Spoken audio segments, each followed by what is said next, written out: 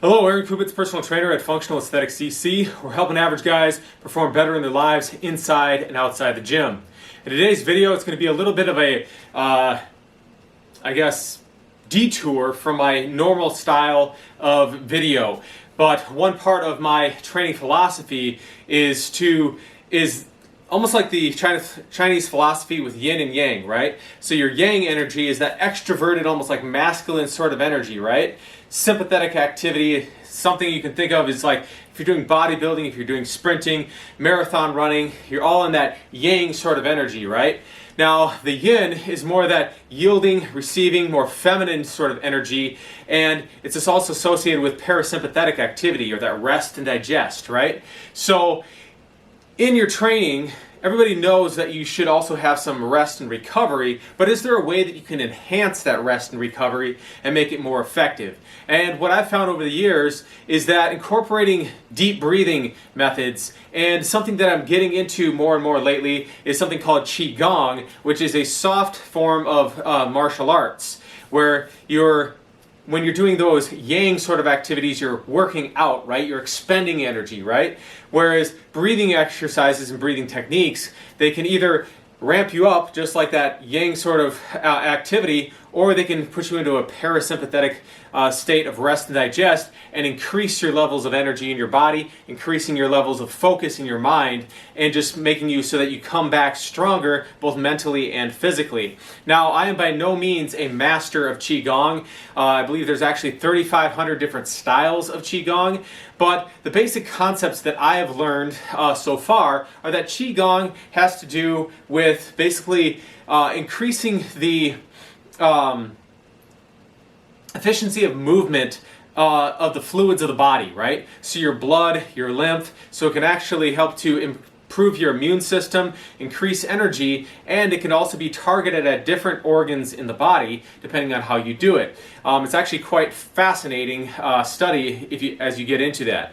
But when it comes down to training and recovery from training, what I have found is that by moving my arms in different ways in concert with the breathing, it helps to increase my levels of energy, to relax me, and to make me more aware of where I am in space, and to make it so that when I go, whether I do it intra-workout, so in between sets, doing some breathing exercises and stuff, in some of my videos you might actually see me doing deep breathing movements in between the exercises. And the reason I do that is that I find that it helps me actually recover more quickly, going into the next set and be more effective. And actually, this was actually verified. Many of you who are into nutrition, fitness, just biohacking in general, I've probably heard of Andrew Huberman. If you haven't, go check him out. He has a great podcast on all sorts of things related to the health of your body and how to improve, whether it's your mind,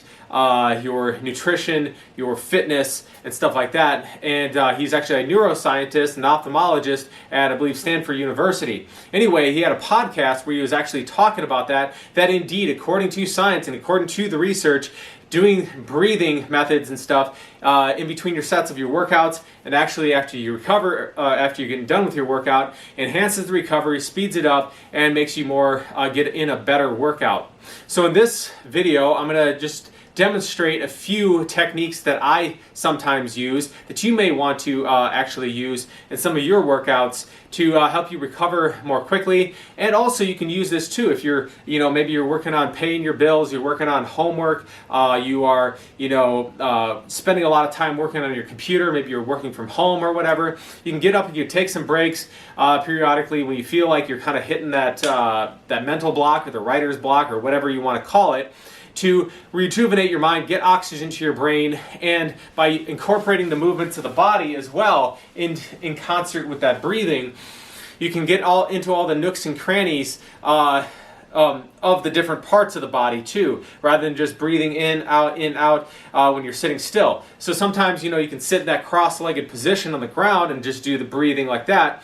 But oftentimes I find it's more effective to actually combine your breathing with different arm and leg movements, and I find that I can get much more deepness of breath and also fill it into different gaps. So for example, if I'm reaching overhead at the same time I'm breathing, I'm stretching out the intercostal muscles in between the rib cage, stretching out my lats, stretching out my rotator cuff, and also stretching down quadratus lumborum here down just above the hip.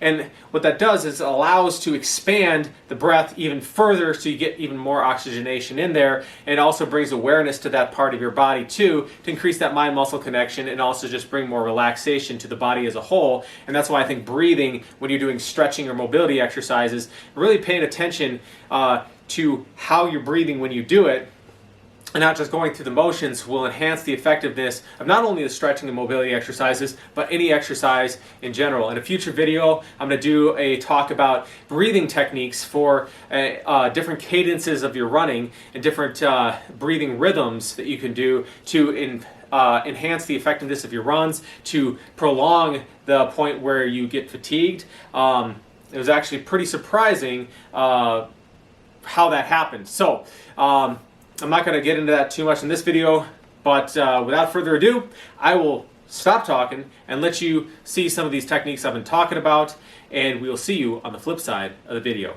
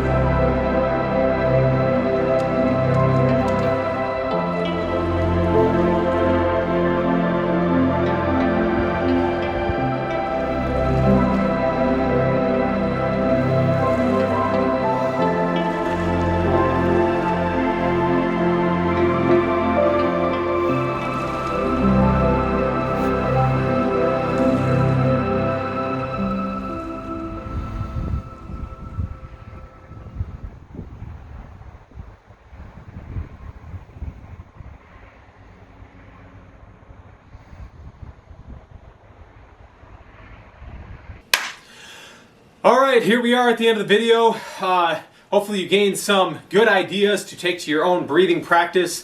Again, none of these are necessarily actual, some of them are, let me be clear with that. Some of them are my own creation just because of how I find that it makes me feel better when I do them personally. And that's what I think is my philosophy in general. Begin with the established protocols, the best practices of how to do certain activities. And then at some point, if you do it enough, the teacher or the student eventually becomes the master who becomes the teacher. So don't be afraid. Use this kind of as a framework to get started. And then as you keep on going with your practice, feel free to experiment with different movements, different breathing patterns and stuff and take note of how it feels in your body.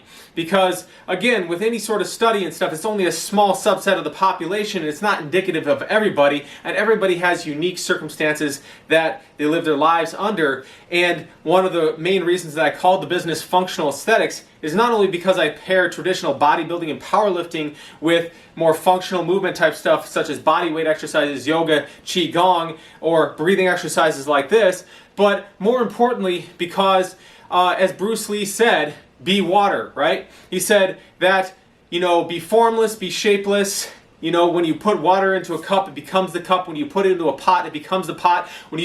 Now water can flow and it can crash. Essentially all these different things to say that water is adaptable to its environment, and so too we should be adaptable to our environments. Don't be so rigid in your methodology that when it's obvious that you need to change and do something different, you don't adapt to that circumstance and make the best use of that circumstance and thrive under any sort of circumstance you find yourselves in. So take this as a starting point for your breathing practice, try it out, and then come up with your own methods and ways to do it and see how that works for you.